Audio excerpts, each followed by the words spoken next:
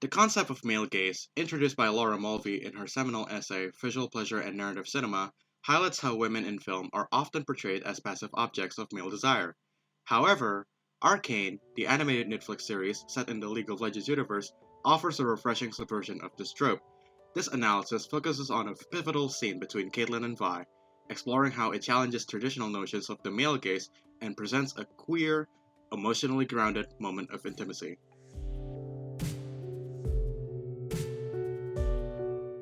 At its core, the male gaze describes the act of depicting women as objects to satisfy a heterosexual male viewer's desire. Mulvey explains this through the concept of scopophilia, or the pleasure derived from looking. This framework has often informed how intimacy is portrayed in mainstream media, where male dominance and female objectification are central themes. While this perspective has been dominant in many films, Arcane takes a different approach, particularly in its portrayal of Caitlyn and Vi. Their dynamic shifts away from these conventional power structures, emphasizing equality and emotional resonance. To better understand how this shift is achieved, we must examine the context and symbolism of the prison scene where the relationship takes center stage. Now, before we proceed to the scene breakdown, let's take note of an important fact that was brought up in an interview with the studio company behind Arcane, Fortiche.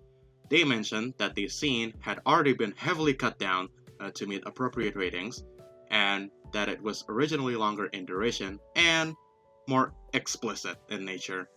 The scene in question takes place in Caitlyn's council underground bunker, an environment loaded with symbolic weight. To set more context, this bunker is under Caitlyn's control, and thus, Vi is her prisoner. The prison represents vulnerability, a departure from the controlled, combative personas these characters often display.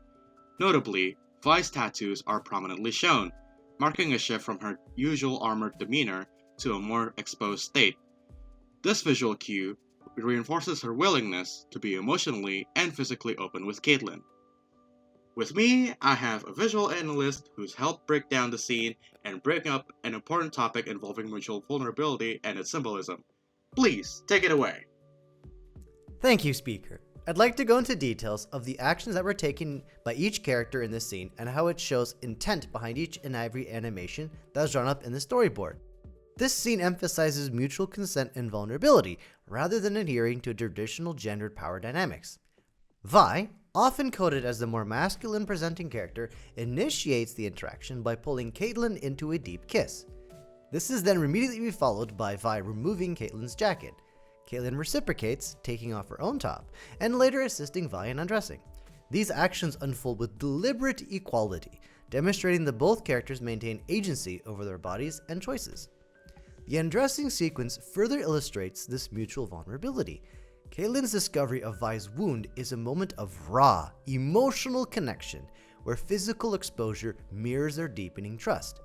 The act of Caitlyn pausing to acknowledge Vi's pain underscores their emotional attunement, reinforcing that their intimacy is built on mutual care rather than objectification. Let's break this down one action at a time, starting from the beginning. First, action number 1, Vi initiates their intimacy by kissing Caitlyn. 2, Vi removes Caitlyn's jacket, after which Caitlyn confesses to Vi that she had been seeing another woman during their brief breakup. Vi responds calmly, reassuring that Caitlyn it doesn't matter. Listen, while you were gone, I saw someone. Kate, I don't fucking care. 3, Caitlyn removes her own top. 4, Caitlyn assists Vi in removing her tank top. 5, Caitlyn notices Vi's wound. 6, Caitlyn pauses to acknowledge the wound. 7, Vi pulls Caitlyn back in to resume intimacy. And lastly, Vi removes Caitlyn's pants. If you count the number of times I mentioned each character's name and their actions, they're equally 4 each. Therefore, this represents an equal balance of mutual responsibility in the actions both characters took throughout the scene. Now let me turn it over to the speaker once again to address how this parallels the concepts of dominance and objectification in Laura Mulvey's male gaze theory. Thank you, visual analyst. Now, traditionally, intimate scenes often depict one partner as dominant, reinforcing power imbalances. However, in this scene, neither Caitlyn nor Vi asserts dominance over the other. Vi's initial pull to resume intimacy and Caitlyn's momentary withdrawal to check on Vi's well-being highlighted a dynamic of equality. Both characters are in control of their actions and emotions, dismantling the notion that one must dominate the other for the scene to be compelling. Moreover, this scene defies the male gaze by centering on emotional connection rather than purely visual gratification. The cinematography primarily emphasizes the characters' emotions through close-ups of their faces and tender gestures, rather than focusing on their bodily curves. This deliberate choice ensures that the scene avoids objectification, drawing attention to their vulnerability and mutual trust.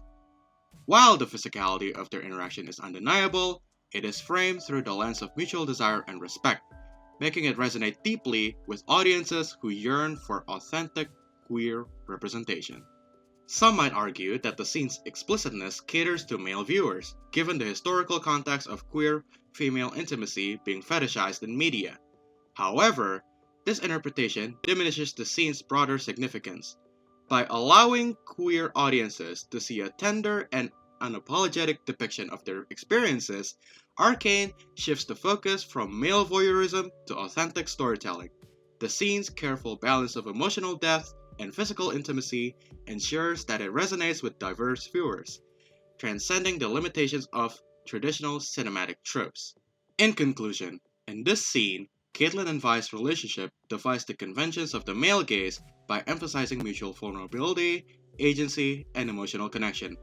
Through its thoughtful framing and subversion of traditional power dynamics, Arcane offers a groundbreaking portrayal of queer intimacy that challenges heteronormative narratives.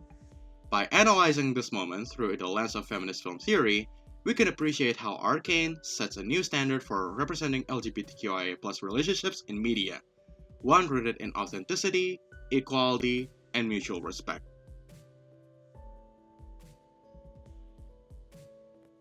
This video essay was primarily made as a love letter to Arcane and its exceptional portrayal of female and queer characters.